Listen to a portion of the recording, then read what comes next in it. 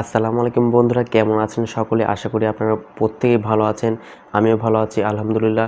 তো আজকের এই ভিডিওতে আমরা রিভিউ করতে যাচ্ছি ওয়ালটন প্রিমো rx8 মিনি এই মোবাইল ফোনটির কিছু কনফার্ম ডিটেলস কিন্তু আমাদের হাতে চলে এসেছে অ্যান্ড কিছু লিকেজ অবশ্যই পেয়েছি, সেগুলো আপনাদের মাঝে শেয়ার করতে চলে আসলাম। সো অবশ্যই এনজয় করবেন ভিডিওটি প্রথম থেকে শেষ পর্যন্ত না টেনে দেখবেন, তাহলে ওয়ালটন প্রিমো rx8 মিনি সম্পর্কে সমস্ত ডিটেলস আপনারা জানতে পারবেন। সো ভিডিওটি শুরু করার আগে বরাবরের মতো আপনি যদি এই চ্যানেলে নতুন দর্শক থাকেন তাহলে অবশ্যই সাবস্ক্রাইব করে পাশের ঘন্টাটি অল সিলেক্ট করবেন। এতে করে ভবিষ্যতে আমি যত ভিডিও পাবলিশ করব তার সমস্ত ভিডিও নোটিফিকেশন আপনি সবার আগে পেয়ে যাবেন। সো আর দেরি করছি না, সরাসরি মেইন ভিডিওতে চলে যাচ্ছি। Let start. প্রথমে আমরা ফোনের ডিসপ্লে নিয়ে কথা বলবো।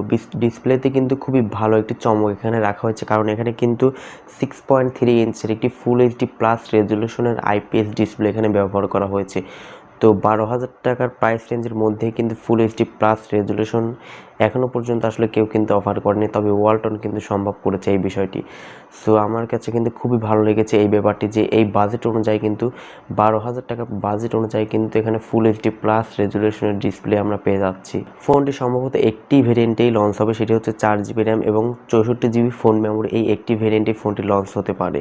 প্রিয় দর্শক, এবারে আমরা ওয়ালটন প্রিমো rx8 মিনি ফোনটির পারফরমেন্সের দিক নিয়ে কথা বলবো। এখানে সম্ভবত অ্যান্ড্রয়েড 10-এর সুবিধা থাকতে পারে এবং এখানে প্রসেসর সেকশনে রাখা হয়েছে কোয়ালকমের স্ন্যাপড্রাগনের 660 একটি প্রসেসর, যেটি হচ্ছে একটি 12 ন্যানোমিটারের প্রসেসর কিন্তু একটি এখানে ব্যবহার করা হয়েছে, যেটি কিন্তু মোটামুটি ভালো প্রসেসর এখানে ব্যবহার করা হয়েছে। অ্যান্ড এই প্রসেসর দিয়ে কিন্তু পাবজি এবং ফ্রি ফায়ার কিন্তু অনায়াসে প্লে করতে পারবেন এই প্রসেসরটি দিয়ে। আমরা যদি এর ব্যাটারির দিক দিয়ে যদি আমরা কথা বলি, ওয়ালটন প্রিমো rx8 মিনি ফোনটির যদি ব্যাটারি সেকশনে কথা বলি, তাহলে এখানে কিন্তু আপনারা 3600 মিলি এমপিআরের ব্যাটারি পেয়ে যাচ্ছেন, যেটা আমার কাছে একটু কম মনে হয়েছে, কারণ এখন বর্তমান সময়ে কিন্তু 5000 মিলি এমপিআর কোনো ব্যাপারই না। তো সেক্ষেত্রে কিন্তু অন্তত পক্ষে 4000 মিলি এমপিআর দিতে পারতো কম করে।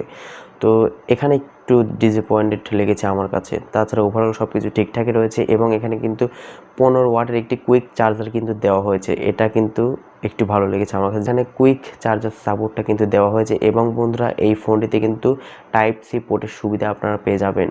তো এই সমস্ত বিষয়গুলো কিন্তু আমার কাছে বেশ ভালোই লেগেছে ওয়ালটনের কাছ থেকে। এখানে ব্যাটারি মিলি এম্পায়ারটা একটু ভালো দিলে কিন্তু সব দিক দিয়ে কিন্তু ফোনটি ভালো হতে পারতো। এবং এর ব্যাক সাইডে তো রিয়ার মাউন্টেড ফিঙ্গারপ্রিন্ট সেন্সর তো থাকছেই। প্রিয় দর্শক, এবারে আমরা ফোনটির ক্যামেরা সেকশন নিয়ে কথা বলবো। এর ব্যাক সাইডে আপনারা 3টি ক্যামেরা পেয়ে যাচ্ছেন। এর মেইন ক্যামেরা হিসেবে আপনারা পাচ্ছেন 12 মেগাপিক্সেল একটি ক্যামেরা, সেকেন্ড ক্যামেরা হচ্ছে 8 মেগাপিক্সেল, সম্ভবত একটি আলট্রা ওয়াইড অ্যাঙ্গেল লেন্স, এবং বন্ধুরা ফোনটির ফ্রন্ট ক্যামেরা হিসেবে আপনারা পাচ্ছেন 13 মেগাপিক্সেলের একটি ক্যামেরা। সো ক্যামেরার দিক দিয়ে কথা বলতে গেলে কিন্তু মোটামুটি ঠিকঠাকই মনে হয়েছে আমার কাছে।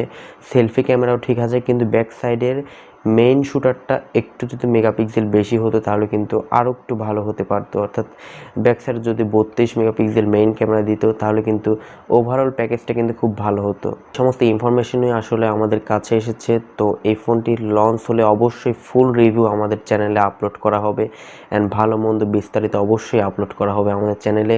সেই জন্য অবশ্যই আমাদের চ্যানেলে সাবস্ক্রাইব করে পাশের ঘন্টাটি সিলেক্ট বাজিয়ে রাখুন আর এমনই সব কন্টেন্টগুলো উপভোগ করার জন্য।